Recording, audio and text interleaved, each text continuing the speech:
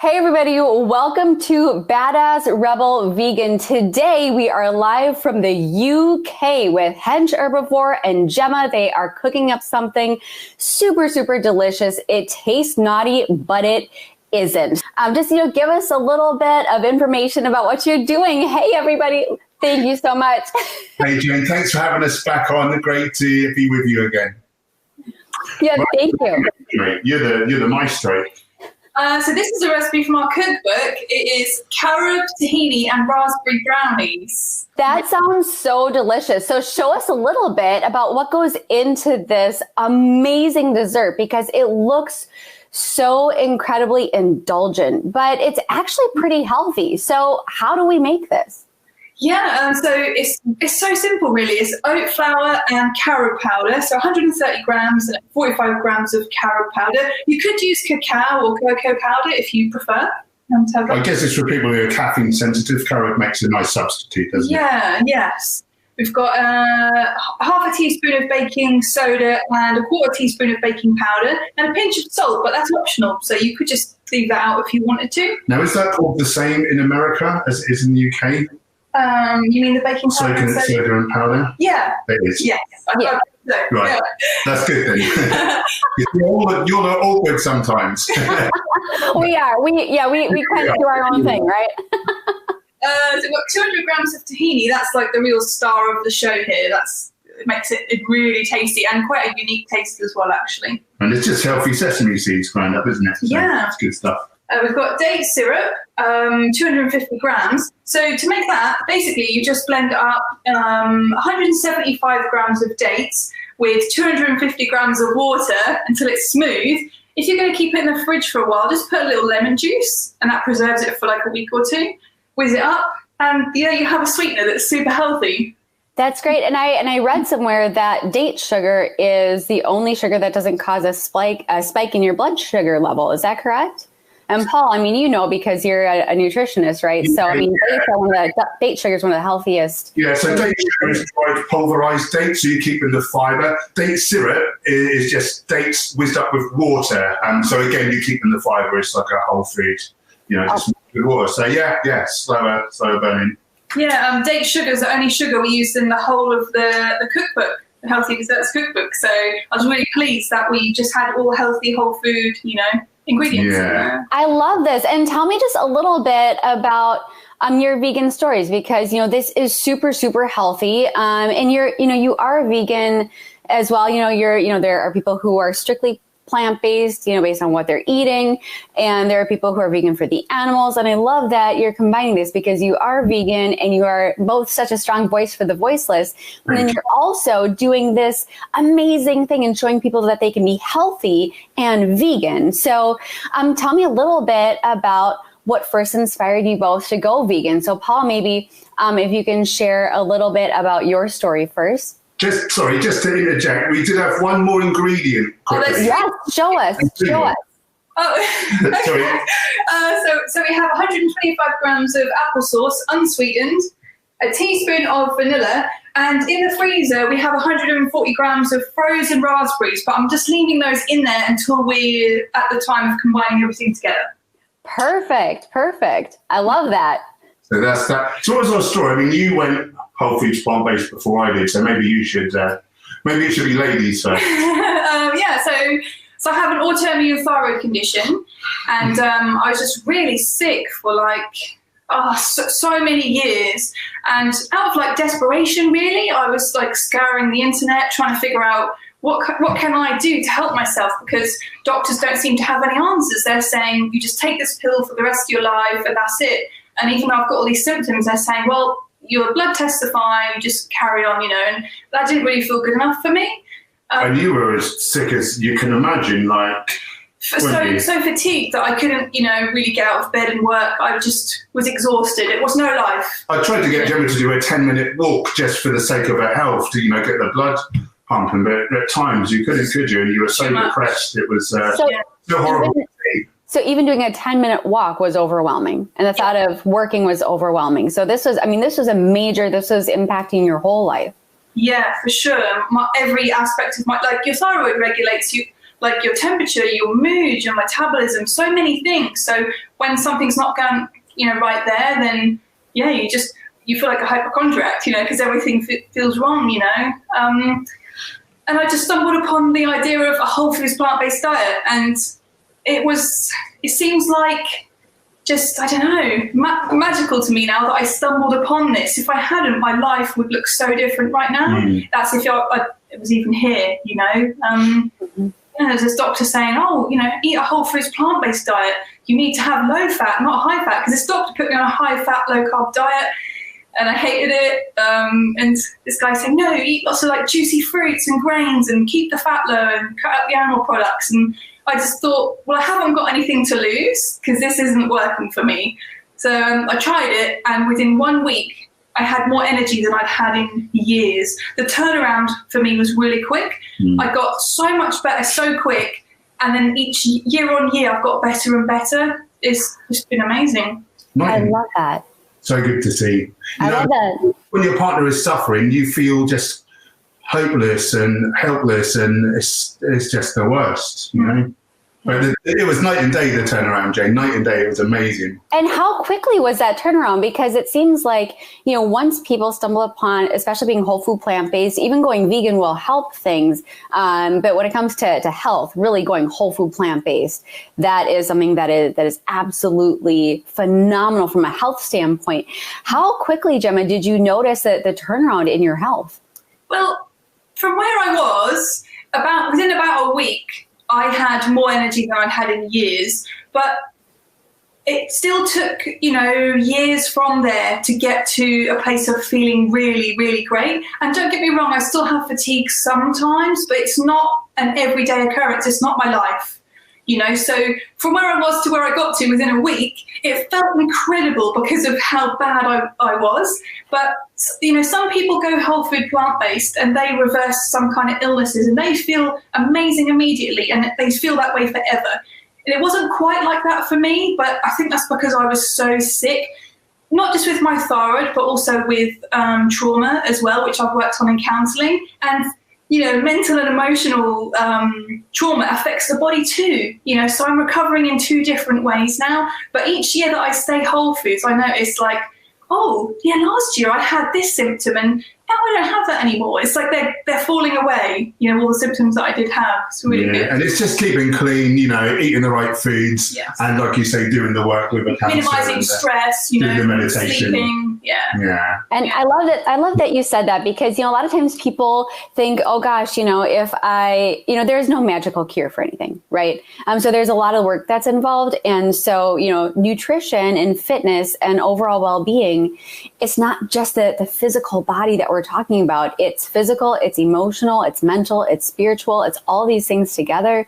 And so, Gemma, I love your story because, this shows that, there's a lot of work that needs to be done from an emotional standpoint. We're talking about healing, and we're talking about emotional trauma that can cause physical symptoms and physical, issues. Not that that's the only thing, but, that causes this, but it has such an impact on us. And so doing that amount of healing is absolutely amazing. And I love your story. I love that you are vulnerable enough and strong enough at the same time to share that, because it isn't easy to talk about all the time.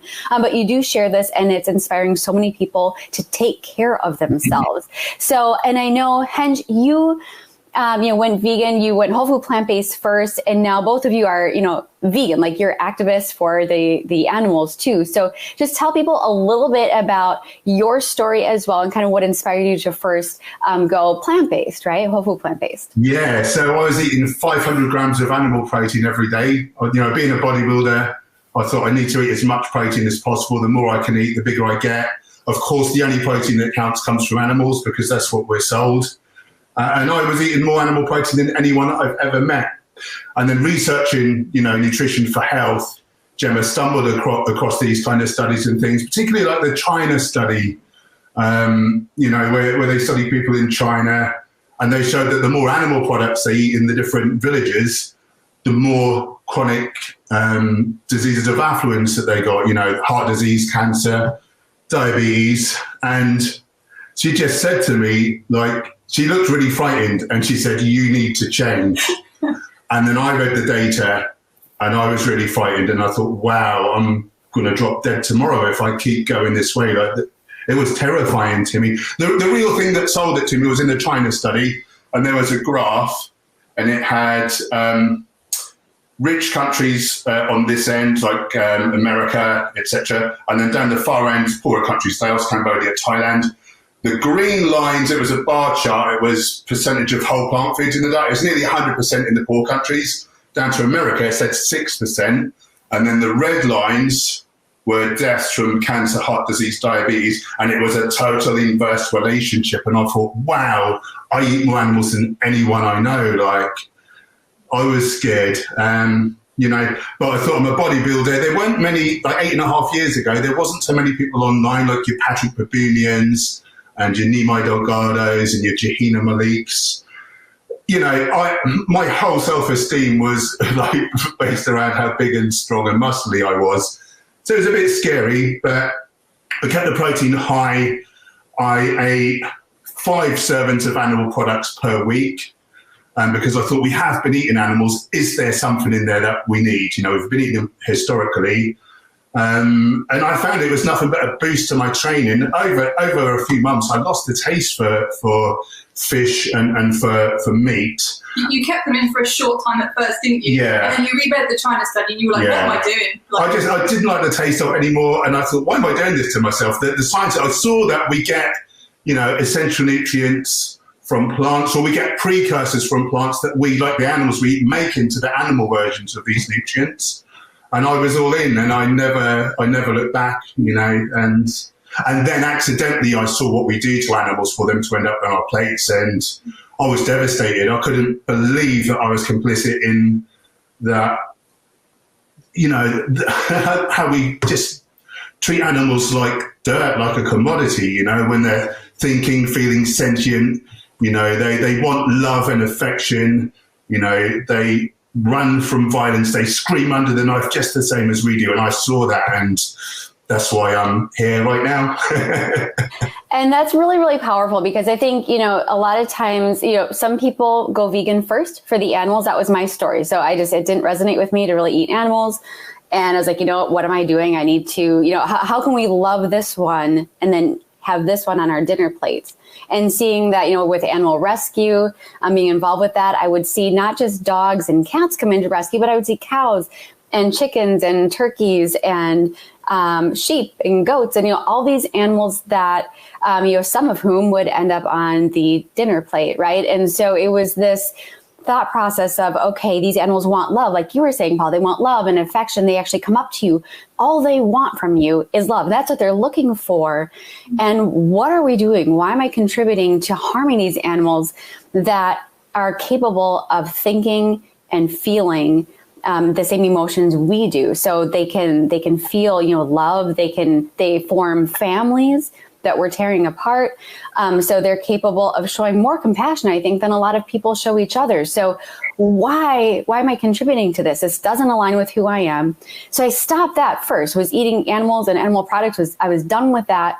The health benefits, I actually stumbled upon accidentally. So I think it's really, really amazing to hear your stories, because it's really important to celebrate, I think, every journey that gets people to this point, because whether you go vegan for the animals first and then stumble upon, okay, there's something to these health benefits. For me, it's my chronic asthma went away.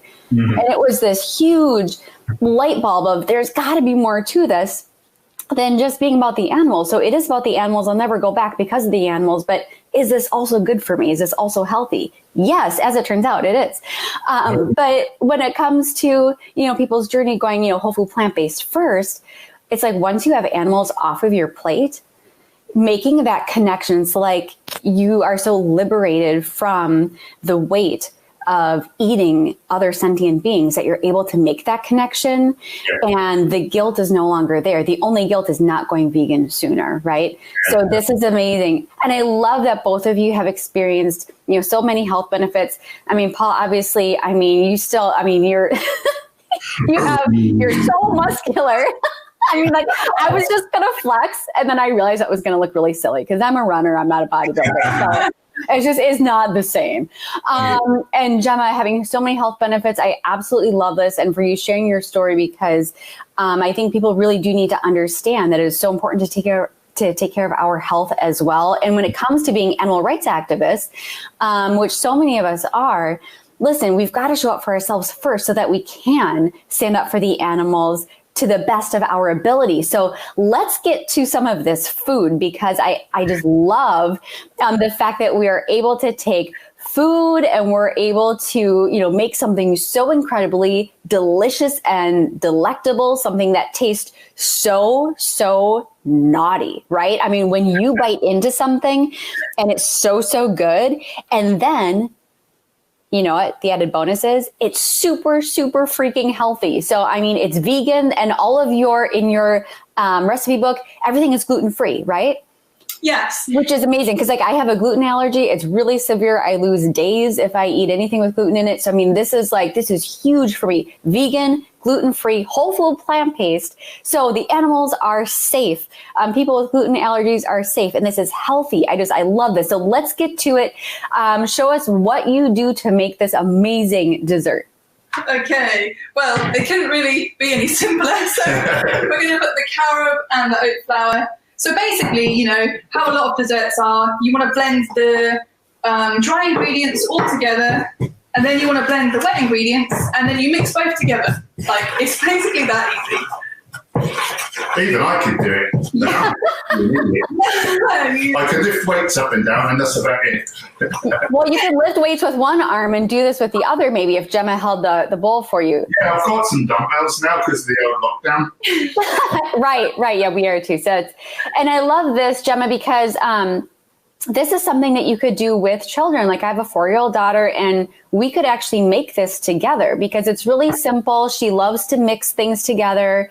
So, I mean, I could let her do this. And the great thing, right, when you're cooking, vegan, is that you don't have to worry about your kid licking the spoon, because you're not dealing with eggs or anything raw like that that's going to cause any type of issues. So you just put all the wet ingredients together. How much of the vanilla extract did you put in there? Oh, about a teaspoon. About a teaspoon. I eyeballed it. You don't have to be too precise, really, with that in this recipe. The beauty of vanilla extract, right? You don't have to be super precise with it. Yeah. But really, with this book, my aim was really to make it simple ingredients that you're likely to have already in your house, and just easy. I like cooking, but I can't be bothered with books where it's like 3 pages for one recipe and it's a million steps, and it takes hours.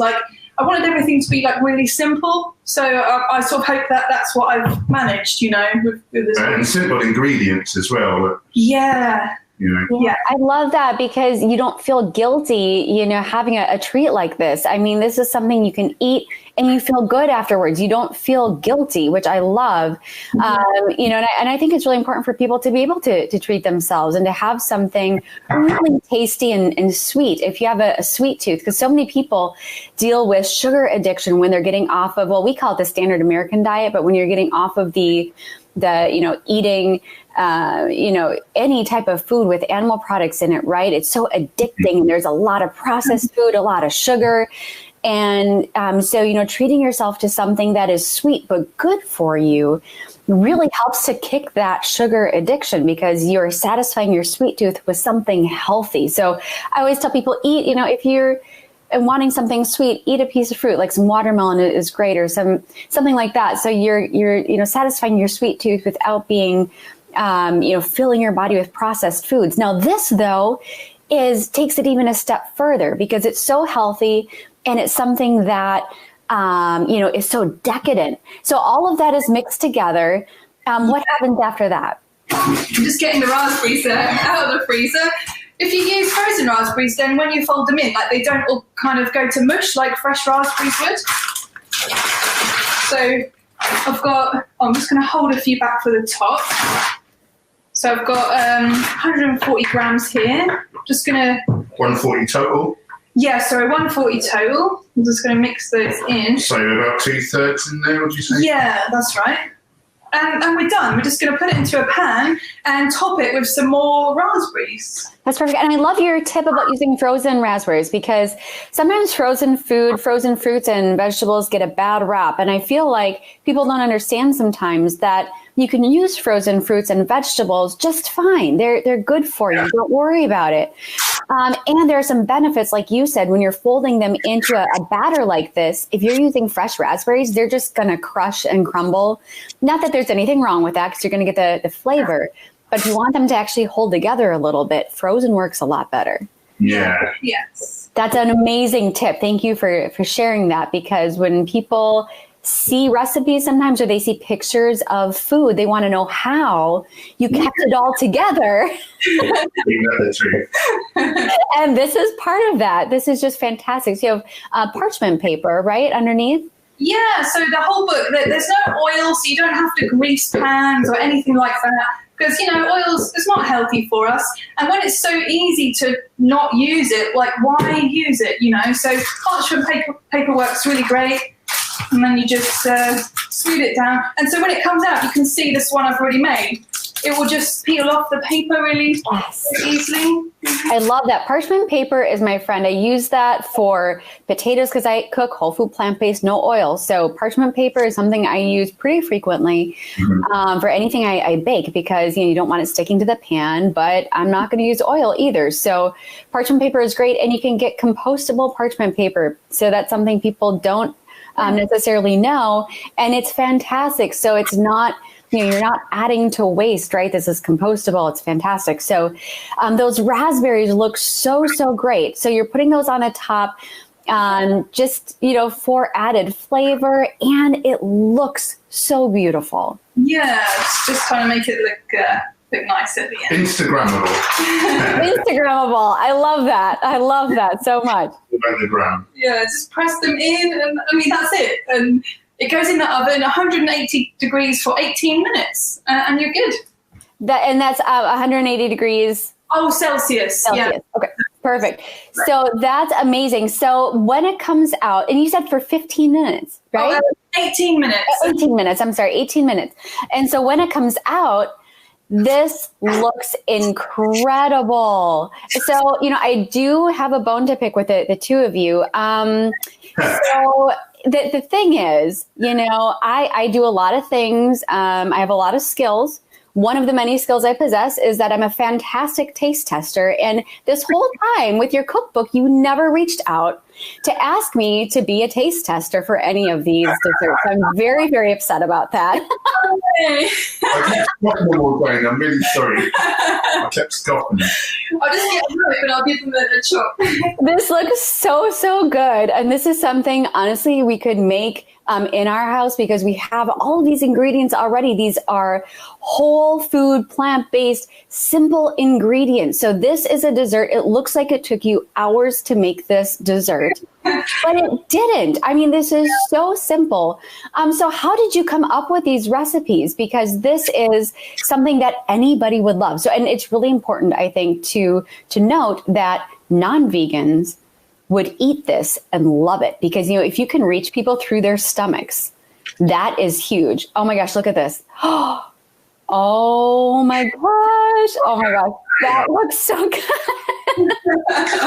That looks so good. Okay, now Paul, are you gonna taste test, or Gemma? Who's gonna taste test? I actually had all my calories, but I will have another bite for the Jane Unchained Network. Let's both have a bite, shall we? I love that. Yeah. So have a bite of that. Tell me how it is. I'm going to live vicariously through you for a moment here. So good. It's really gooey and fudgy inside. It's an unusual texture, isn't it? It's so soft. Really, like Jane said, like decadent. I love that. So, when you take them out of the oven, you want to let them cool, then for as long as it takes to cool, like half an hour to an hour. And then you want to put them in the fridge for like 3 to 4 hours. That's the best way to make these turn out with the best texture. They turn out really soft and fudgy and it's really fudgy. Delicious. It's hard to not eat the whole lot of that.